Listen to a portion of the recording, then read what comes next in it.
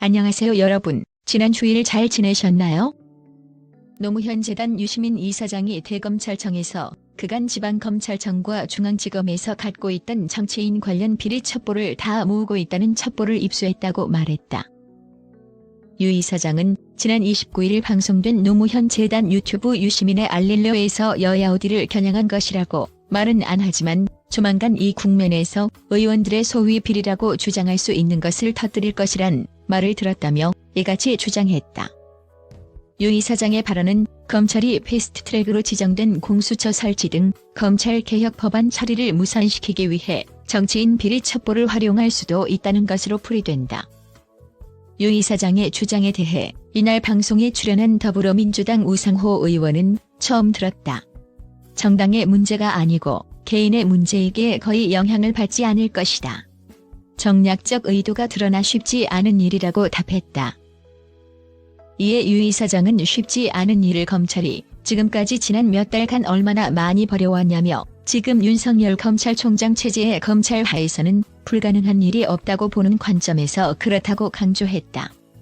그는 대검과 중앙지검 반부패 수사부에서 알릴레오가 검찰을 하도 때려서 모니터링하고 있다고 한다라고도 했다. 오 의원은 검찰개혁 법안은 국회에서 통과 가능성이 매우 높다며 어리석은 판단을 하지 마시길 바란다고 말했다. 유 이사장은 일각에서 민주당의 선거법 개정에 대한 의지를 의심하는 것과 관련해서는 개인적으로 민주당 지도부를 다 아는데 이해찬 대표, 문희상 국회의장, 홍영표 전 원내대표, 김태년 전 정치위 의장, 이인영 원내대표 등이 확고한 의지를 갖고 있다는 것을 확인했다고 전했다. 그는 개개인 중엔 좀 다른 생각을 가진 분이 있을 수 있으나 정당이라는 결사체에 합의된 의지라는 관점에서 보면 의지가 없다면 기본적으로 여기까지 올 수 없다고 말했다. 86그룹 용퇴론과 관련 그는 어느 사회든 40, 50대들이 중심을 형성하고 있는데 우리나라의 정치 리더십도 좀 젊어질 필요는 있지만 다 나가면 손은 누가 키우냐며 그 다음에 다른 세대가 자기의 모습을 선보이면 자연스럽게 밀려날 것이라고 본다고 언급했다. 오 의원은 내 지역구인 서대문갑과 서대문을은 합쳐진다며 그러면 경선을 해야 하는데 을 지역구인 김영호 의원에게 걱정하지 마라. 내가 너한테 양보하겠다라고 했다고 털어놨다. 샵 유시민, 홍준표 포차 토크 12월 2일 18시 유튜브 공개. 지상파 수준 프로그램 디지털 공개는 방송사 최초. 홍준표 정치 입성기, 유시민 장관 요구한 사연 등 허심탄회 술자리 토크. 유시민 노무현 재단 이사장과 홍준표 전 자유한국당 대표가 나선 KBS의 새 프로그램 당신의 삶을 바꾸는 토크쇼 정치합시다. 2편 민심포차가 12월 2일 오후 6시 정치합시다. 유튜브 채널을 통해 최초 공개된다.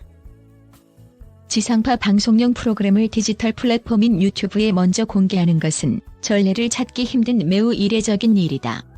프로그램을 제작하는 KBS 선거방송기획단 이번 선거방송의 핵심 전략인 듀얼 퍼블리싱을 민심포차를 통해 처음 시도한다고 밝혔다. 1편 지식다방은 KBS 월로 먼저 방송했고 2편인 민심포차는 유튜브를 통해 먼저 발행하는 방식이다. 12월 2일 저녁 6시에 공개되는 정치합시다. 2편 민심포차 편에서는 여의도 인근의 한 포장마차에서 실제로 술과 안주를 곁들인 유시민 이사장과 홍준표 전 대표의 허심탄회한 술자리 토크를 엿볼 수 있다. 두 사람이 술자리를 함께 한 건 이번이 처음이다. 지난 15일 국회의정관에서 정치합시다. 1편 지식다방 녹화를 마친 뒤 곧바로 자리를 이동해 민심포차 촬영을 진행했다. 홍준표, 민주당 의원들 뻔한 사연. 이 자리에서는 홍준표 전 대표가 1996년 15대 총선을 앞두고 당시 새정치국민회의 대표였던 김대중 전 대통령과 이기택 통합민주당 총재, 김영삼 당시 대통령 등으로부터 차례로 영입 제안을 받으며 국회에 입성하게 된 사연이 공개됐다. 당시 15대 총선은 여야 모두 획기적인 인재 영입을 보여준 선거로 꼽힌다. 홍준표 전 대표 역시 검사로 슬롯머신 사건을 수사한 뒤 드라마 모래시계 검사로 유명세를 치르면서 이때 영입됐다. 홍 전 대표는 드라마 흥행 직후였기 때문에 어느 당에 가도 되는 시절이었다. 여기저기서 연락을 받았지만 결국 YS로부터 문민정부에서 사정검사를 한 사람이 야당을 가냐는 전화를 받고 얼떨결에 수락을 해 국회에 들어오게 됐다고 밝혔다. 유시민 이사장은 정권 초기 80%에 육박한 문재인 대통령 지지율이 절반 가까이 떨어진 것과 관련해 초반에는 나라가 잘 서기를 바라고 있고 잘 할 거란 기대를 갖고 답했던 거고 2년 반이 지나면서 엄정하게 평가하는 것이다. 기대했던 것보다 기대했던 만큼이 안 채워지고 있다는 얘기다. 내려오는 건 어느 대통령이나 다 그랬는데 2년 반 지나고 반환점 돌 때 50%에 육박하는 국정 수행을 하고 있다는 건 대단히 괜찮은 것이다라고 설명했다. 그러면서 대통령이 잘 못한다고 생각하는 국민도 반이다.